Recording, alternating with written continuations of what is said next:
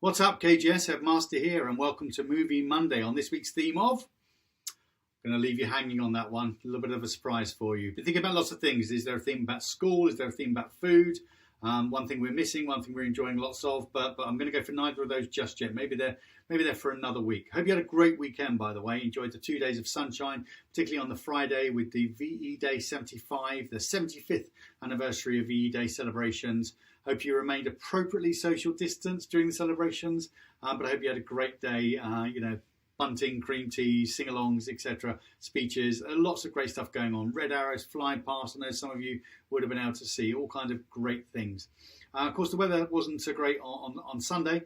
A bit dark, grey, a bit windy, and you're speaking of dark and grey, you'll see that I'm recording really early in the morning here, so it's slightly dark outside, but needs must, when they arise.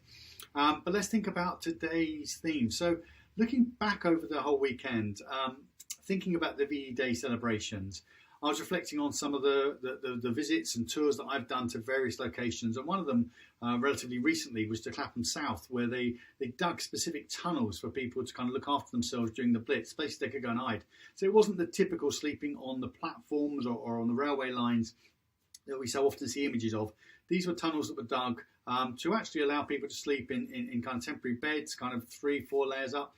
Up to 10,000 people originally planned, but I think they built it up to 8,000 people with nurses stations and tea stations. The funny thing about the tea was if you were down in the underground, once you got down there and you climbed down something like 200 steps, you had to pay 2 pence for a cup of tea. And it was only 1 pence before you went down. And a lot of people complained about this. I mean, genuine complaints about paying 2 pence for a cup of tea. But they just said, well, if you want to pay a penny, you can go back up. But if you're going to have it down here, it's 2p. It's just the way it was. So thinking about all of that, and I thought London Underground, that's something, in my kind of amateur nerdiness that I'm kind of interested in, along with lots of things. I say an amateur nerd because I'm not good enough to be a professional nerd. I don't quite know enough, to turn it into a profession. But I'm interested in lots of different things, as you guys know from our videos over the last few days and weeks. So let's talk about the London Underground as something that served our nation well, served our capital well, for a number of years, going back to 1863 when it first started. And the first films were on the London Underground. In 1928 was the first film made on London Underground. So Movie Monday, here we are, my favourite films. Now, lots of you will have your favourites. American Werewolf in London, Atonement, Sliding Doors. I like all those movies, but they're not going to fit into my top four. My top four London Underground movies are as follows. So number 4, I'm going to go with that little moment in Thor, The Dark World. You know I'm a fan of the Marvel movies. When he kind of slips through time away from Greenwich, and it's another great London location where that was filmed. And he ends up at Charing Cross getting on the London Underground and says to somebody, does this train go to Greenwich? And they say, yeah, 3 stops.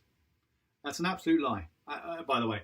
It's 3 stops to Waterloo, and then from there you've got quite a number of stops, I don't know, 8, 9 or 10 up to Greenwich. So they were leading him astray. But anyway, he managed to get on the train and get back to the battle, which is great.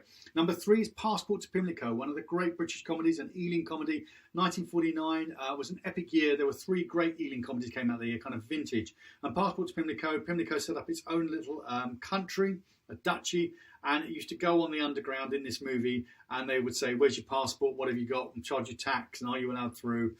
So one of those great kind of British comedies of the post-war era, 1949. Number 2, I'm going to go for Harry Potter, and this is Harry Potter and the Order of the Phoenix.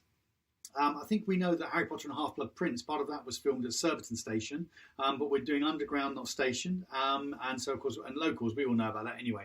So this is the Order of the Phoenix when they go through Westminster Station. Again, quite a comic scene with Mr. Weasley trying to get through the ticket barrier. But my number 1 movie filmed in London Underground isn't any of the aforementioned. It's the James Bond movie Skyfall, with some brilliant London Underground scenes, which they say are in Temple. In fact, it's one of the disused platforms at Charing Cross.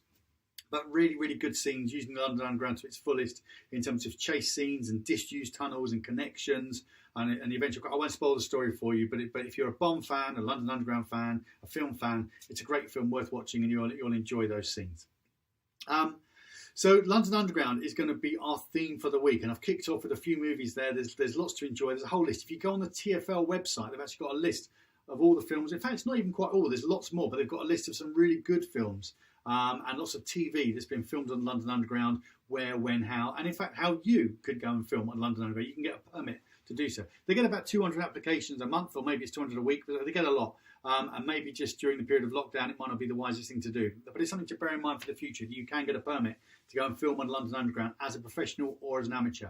But before we get on to it's not a quote for the week, I'll come back to that in a minute. I'm teasing you again. I'm just going to do a couple of shout outs. No birthdays today, but I want to say congratulations to Maggie for getting her gold commendation certificate, and to Urina for getting her platinum commendation certificate. Great work from both you girls. Lots of effort goes into getting all of those commendations, so really, really well done.